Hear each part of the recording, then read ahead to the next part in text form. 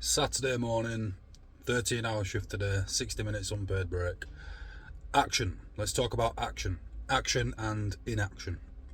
Action is a phase of change, psychological phase of change, physiological, physical, emotional, mental. Phase of change. Action is when you are doing the thing it is you know you should be doing. Inaction is simply not doing the thing. Now, action is a part of change, a part of growth, a part of development, and it's definitely a phase that you want to find yourself in if that is what's required. You don't want to be deliberating too long, you don't want to be in pre-contemplation, contemplation or preparation for too long. You want to get to action as quickly as you can.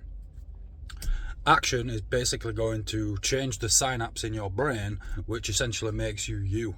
All the trillions of connections, action is what changes the biological structure in your head. So for example, if you begin learning a new language, on day one, you have barely any neurons talking to each other because it's day one. You don't understand this new language. But on day 100, after doing 20-30 minutes every single day, you're going to have many neurons talking to each other in your synapse. Thus, you may be able to speak the language to some level of accuracy. And that's action in a nutshell. And, I'm in a phase of life where action is the key. It has to be, I'm a man of action, whether it's training, painting, artwork, relationships, whatever it is, action is what's required for the most part. Of course, deliberation, introspection, thinking about things carefully, doing the wise move, not jumping the gun, not reacting emotionally, are all integral parts of performing action with the best outcomes. Let's talk about inaction then. So what's inaction? Well, inaction is simply not doing something.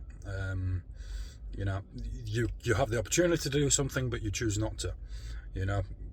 Inaction is best used when action would be an emotional reaction. So if you're going to emotionally react to something, it's best to follow the protocol of inaction first, wait for your emotions to settle, and then react logically, or then act logically, should I say, rather than reacting. You very seldom want to find yourself reacting to things.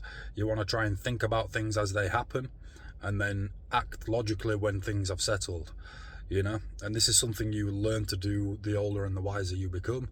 You tend to be more careful with your actions and deliberate a little bit more, and then act accordingly. Inaction is sometimes the best course of action. Sometimes there's nothing else you can do. You have to just be silent, you have to move on, and inaction is what's going to do that for you. So while it's important to be a man of action or a woman of action, especially if you're in your prime years, it's also important to recognize when inaction is the protocol to follow. Anyway, that's enough for the Saturday morning video, people. Hope you have a most wonderful and fantastic super Saturday. All the best. See you next time.